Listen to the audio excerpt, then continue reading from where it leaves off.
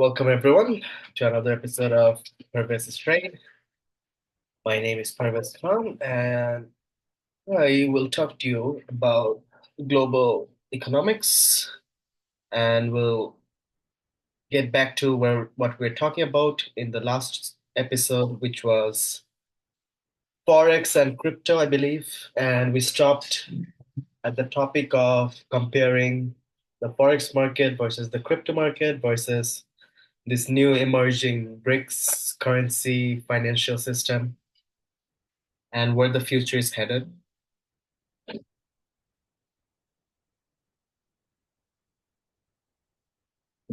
So obviously, let's just get something out of the way.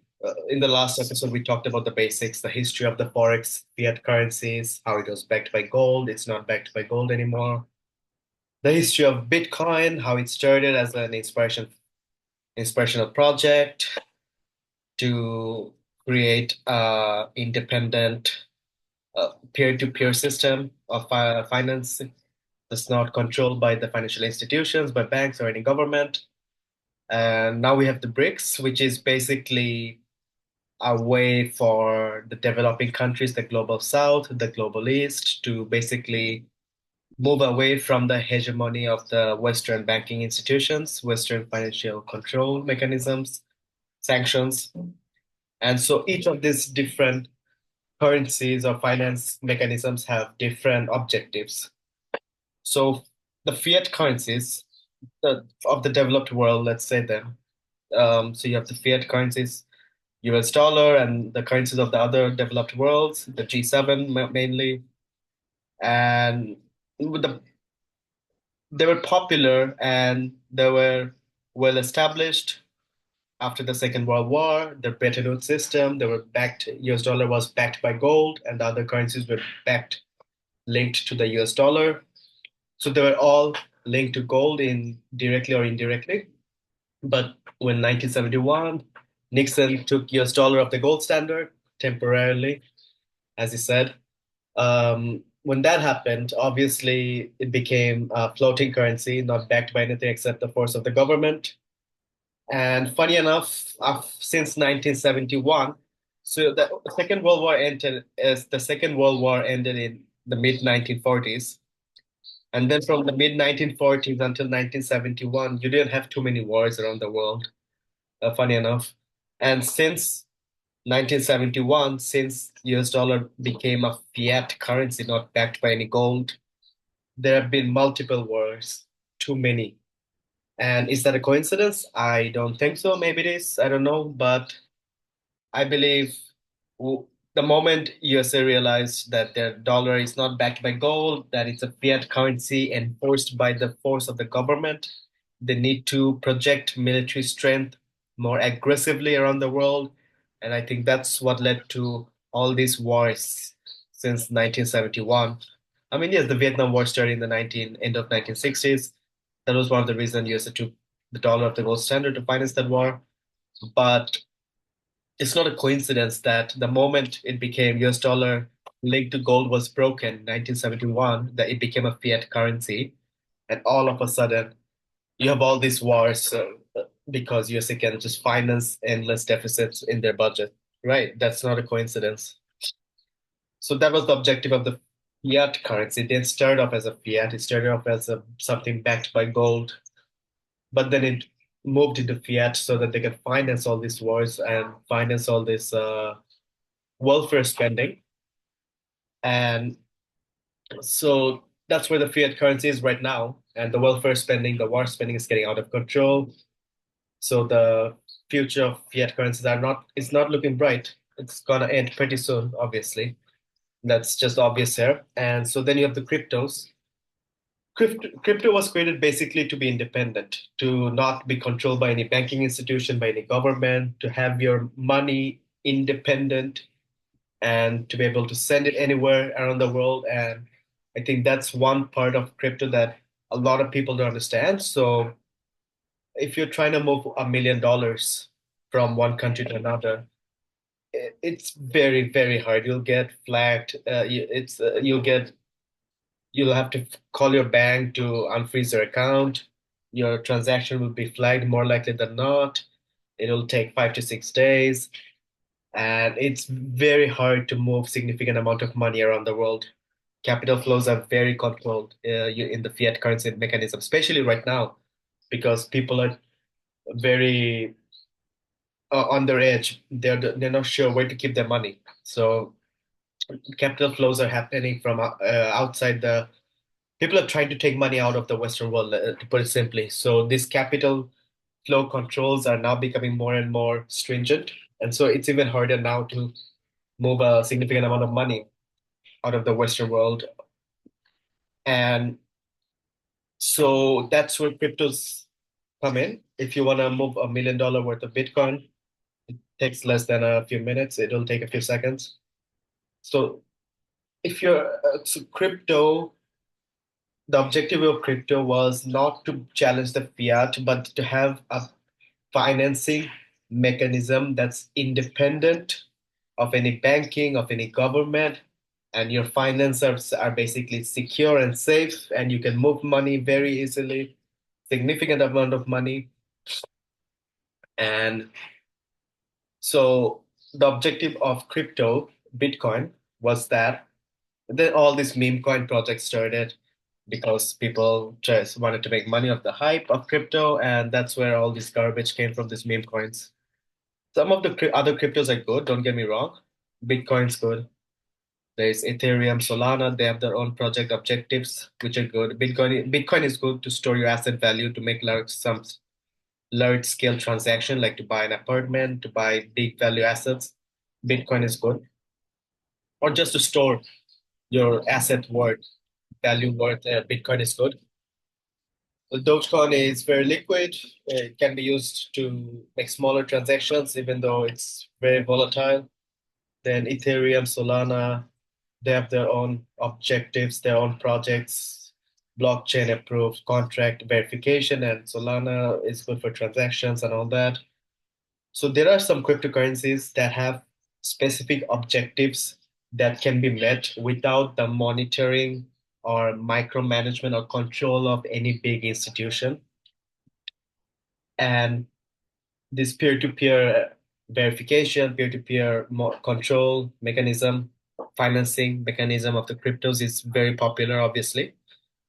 The downside is if your account is hacked, if your wallet gets stolen, if you forget your keywords to your crypto wallet, obviously that money is gone. So people should not forget the fact that at the end of the day, because there's no government or central organization looking after this crypto system, if you come into any trouble with your wallet, there's no customer service, quote unquote, to help you out.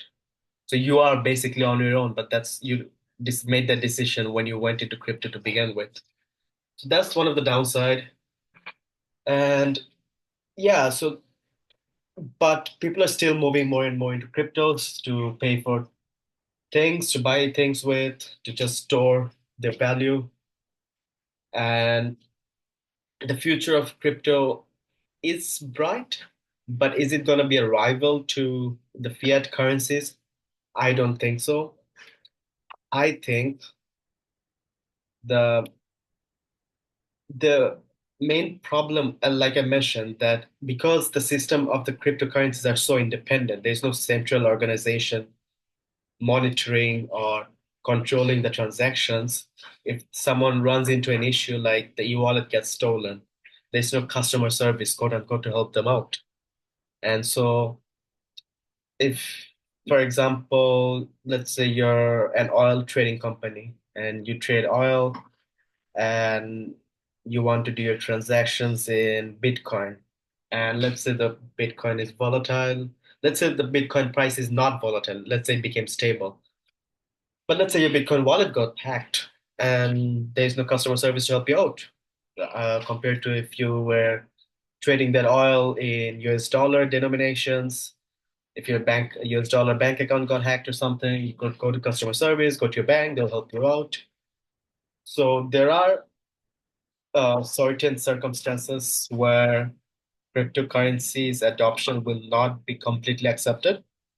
And so I don't think crypto will be uh, the real challenger to the fiat currencies because you have to understand the big transactions that happen in the fiat currencies, US dollar mainly, are the transactions in commodity markets, are the transaction in capital raising, capital allocation, right? So the stock markets, trading any commodities like oil, and the big those these are the big purchases made by nations, made by big companies, and these big money flows in US denominated assets. And the reason being, if there is an issue, there is someone to help you out, like a bank. And so, in that sense, crypto will not get 100% adoption from these big institutional currency users. But if you're just a normal guy, an individual, you just want independence, you're not moving that much money around, few million maybe, but you're not like trading oil on a day-to-day basis or something like that, or raising capital for your new venture project or something like that. If you're just an individual who wants freedom, who doesn't want to be controlled by the government, maybe in that case it is all right to use cryptocurrencies, but just be aware that, if your wallets get stolen, that's that, So there is a downside, obviously, and people should not forget about that. And so, yeah, I don't think crypto will entirely take over the fiat currencies. I think that's where the BRICS come in because if you look at people talk about BRICS as having their own currency. I mean, if you just take a look at the biggest purchaser of gold in the last 2 years, last 3 years, since Corona, since COVID, the biggest purchasers of gold were central banks. And we're not talking about Western central banks. We're talking about China. We're talking about Russia, India, central banks in the Middle East. And so the biggest purchaser of gold since COVID have been mainly mainly countries that are part of the BRICS. And are they trying to come up with a currency to back all this gold, to have a stable currency that cannot be manipulated and printed unlimited tons like the dollar is right now? Maybe that's how the dollar started, right? That's how the dollar got recognized as an international currency. So they're not purchasing all this gold. It's not a coincidence that all these BRICS countries and all these new BRICS members are purchasing significant amount of gold for their central banks in the last few years. And clearly, they want to back their own currencies with this gold standard, and they want to create their own financial standard that's different and separate from the Western floating, unlimited money printing, no link to gold standard, right? So that much is obvious. And the question now becomes then all these BRICS countries are they trying to pull all their gold resources together to create one single currency?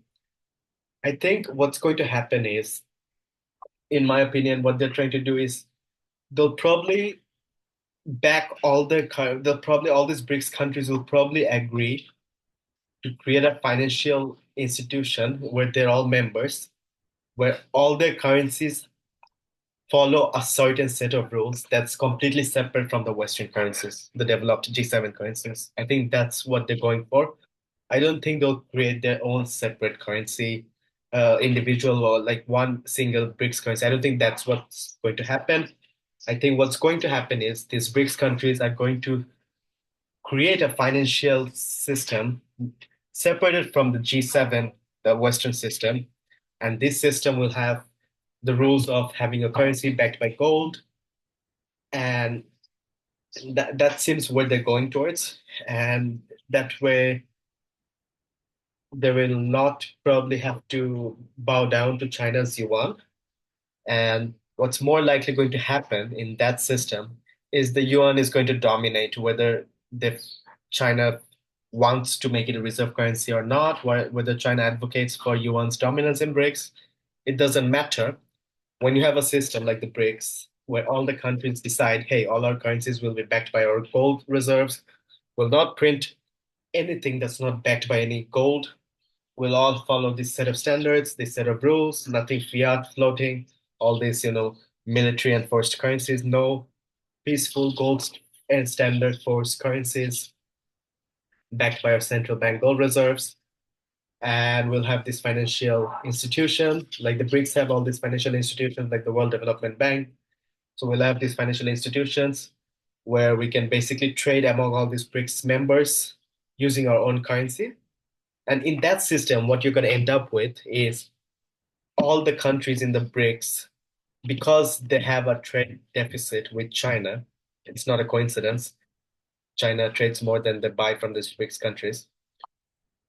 So because all these BRICS countries have a trade deficit with China, in that system, if they trade with their own currencies with China, and all these currencies are backed by gold, they will end up with a surplus of yuan. Right?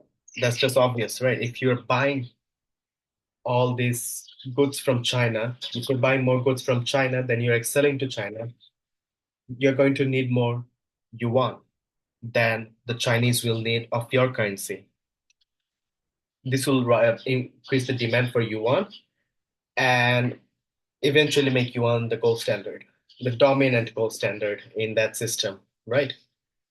So, like for example, India and China. India has a trade deficit with China.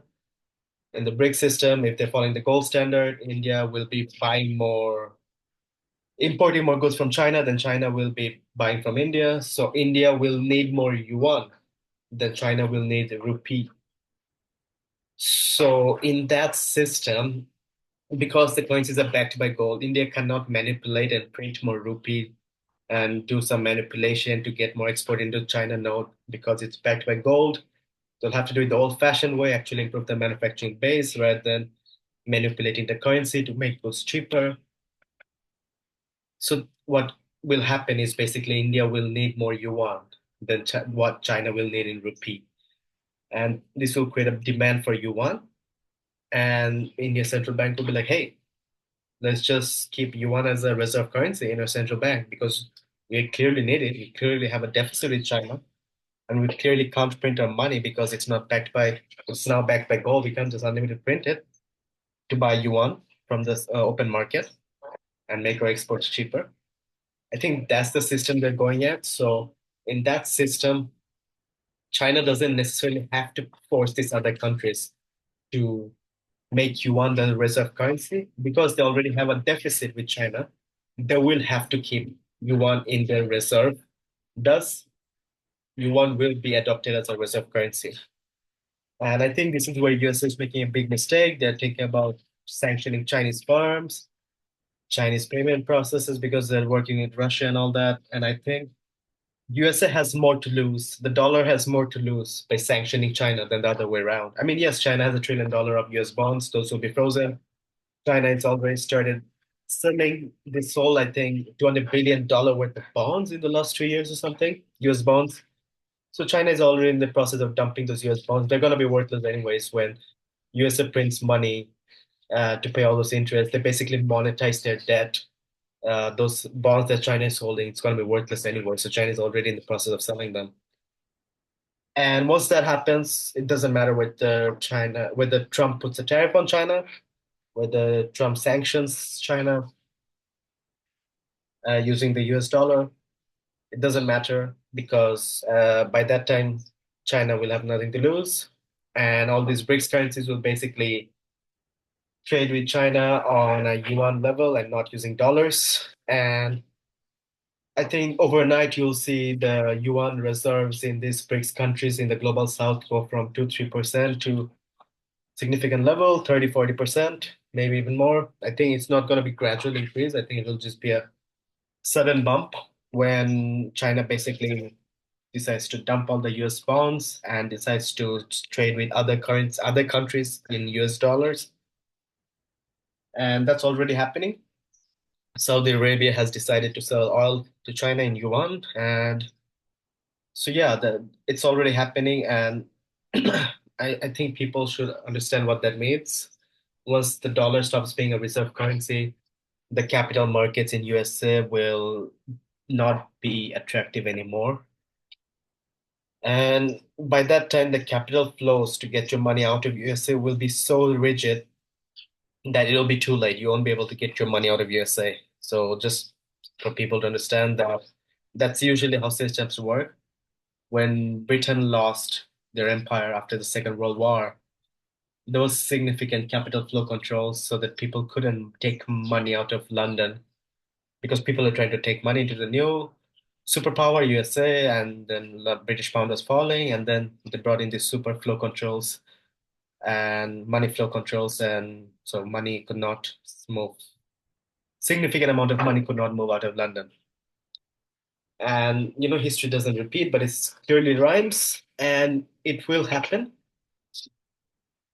And so I think yes, this fiat currency system of the Western countries would basically be replaced by an individual usage of these crypto systems and on a commercial level use of the BRICS system. So it'll be a mix. And these cryptos and these BRICS is basically accelerating the process. So if you're trying to, let's say, if you're a trader, you want to make money from this, I think obviously going long in gold is that's obvious. Anything backed by gold, obviously you want to go long in that.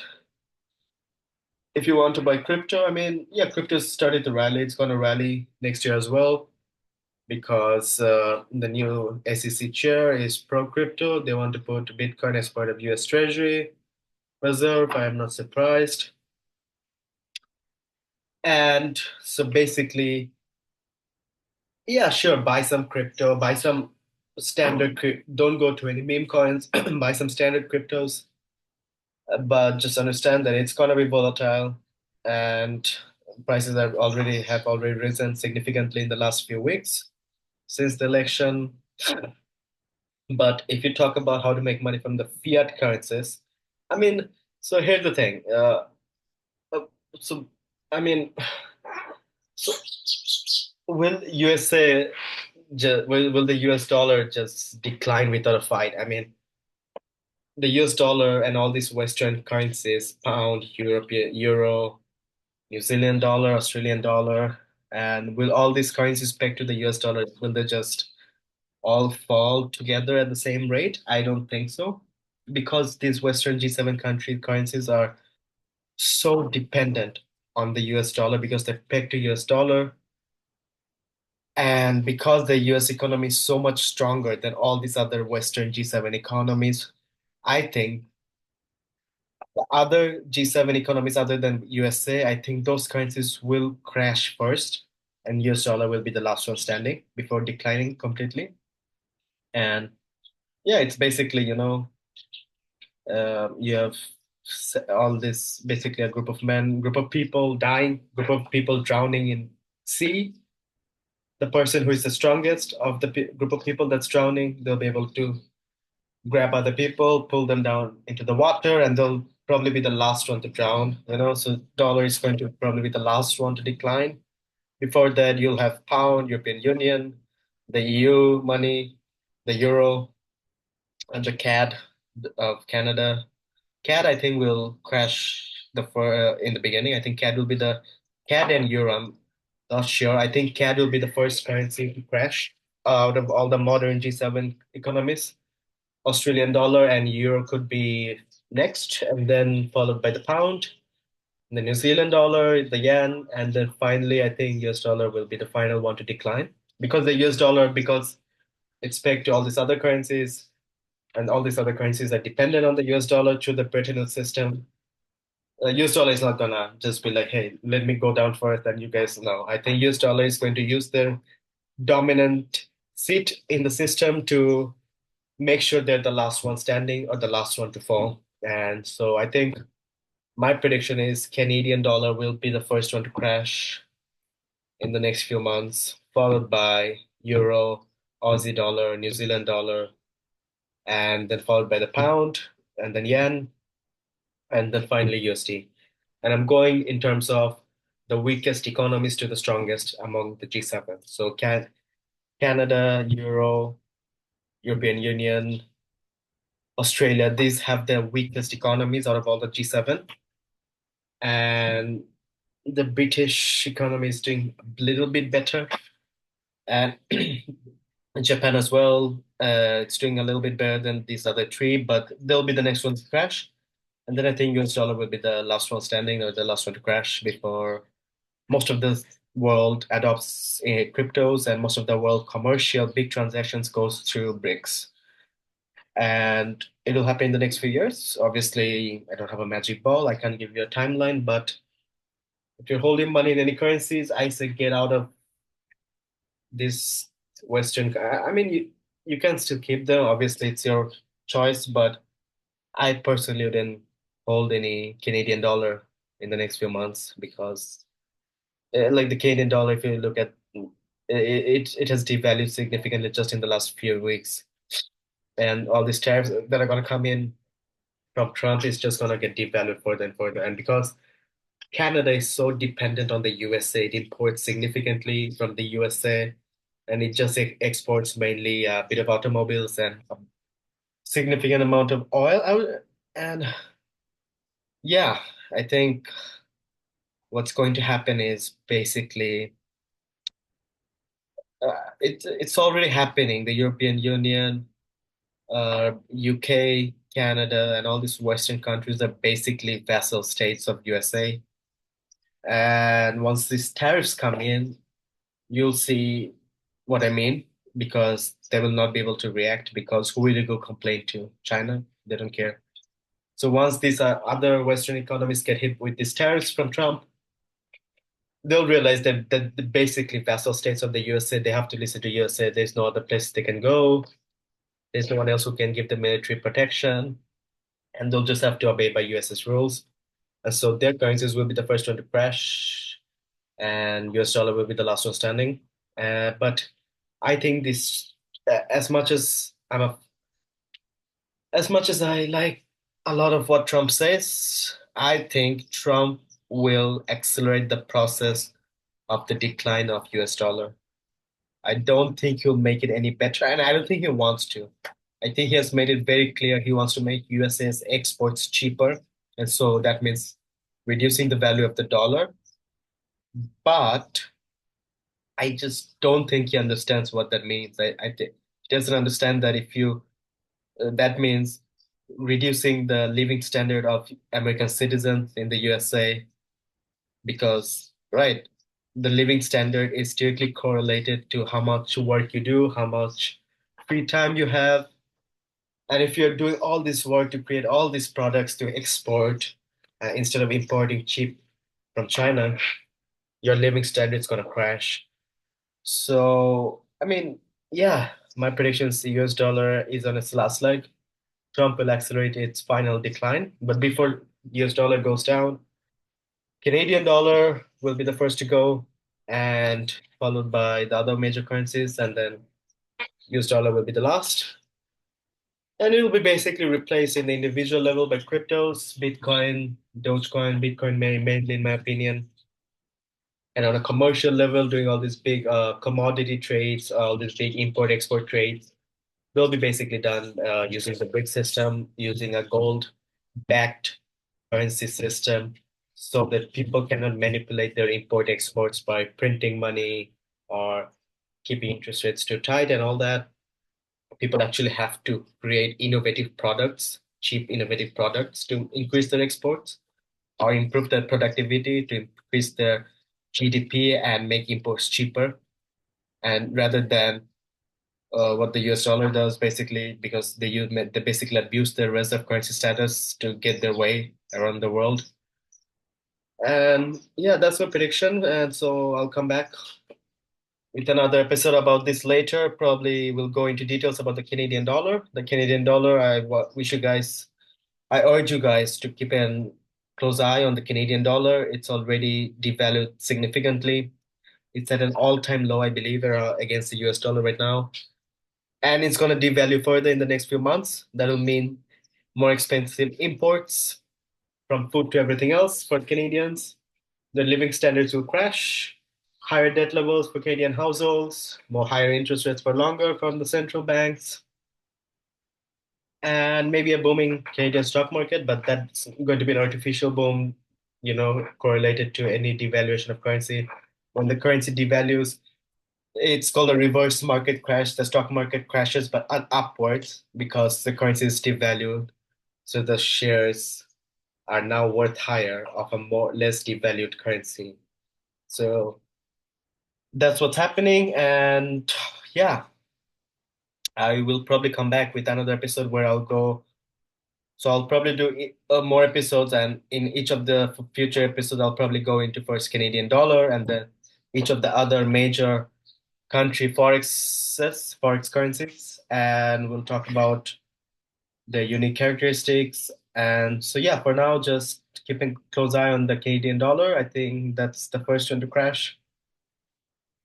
And I know Canada has an election next year, and I have friends in Canada. I lived in Canada, and I wish them well. I think the Conservative Party in Canada might come to power, but I personally believe that Canada is heading down something similar to the UK because look, the Tories came into power after Tony Blair. They couldn't do jack shit, let's be honest, because um, yeah, they couldn't do much in UK, the Tories, because look, the system is broken.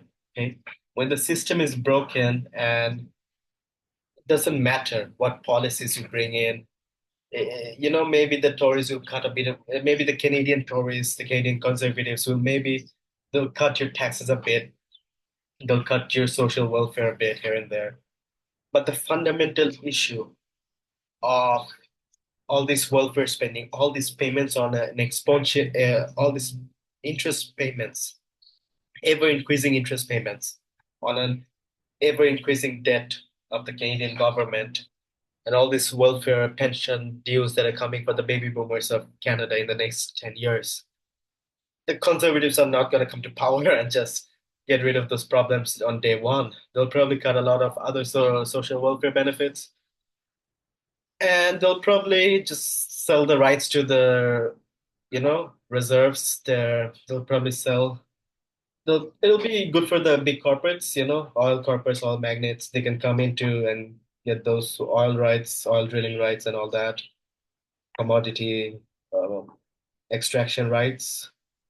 They'll probably raise a bit of royalty revenue from this, the Canadian government, but I don't believe it will work because even though Canada has significant amount of natural resource, it's not, it most of the natural resource is because the thing is Canada has to sell most of their natural resources to the USA. I mean, yes, they have an LNG terminal. They're now trying to ship gas into Asia through British Columbia. That's all well and good, but most of their natural resources they have to sell to USA. And USA will not allow Canada to dump all these natural resources and destroy the natural resource markets of the US competitors, if that makes sense. So that's where the tariffs come in. And so even if the conservatives of Canada comes to power and decides to get rid of all regulations and just, drill, baby, drill, cut more trees down, more lumber and all that, they'll not have a market to sell. They'll not have a free market to sell to because US is now protectionist, isolationist on the Trump.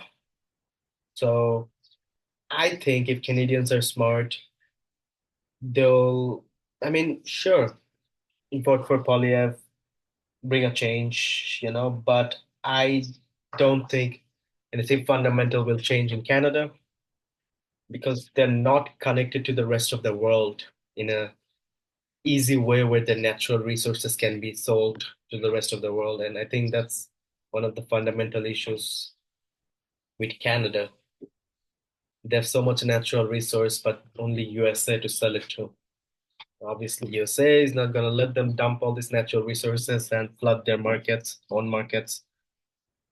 And so, yeah, I'll come back with a video on the Canadian dollar soon. And until then, hope you like this video. Don't forget to like, subscribe, ring that alarm bell, alert button, and I'll come back with another video on Forex. We'll focus on the Canadian dollar, and until then,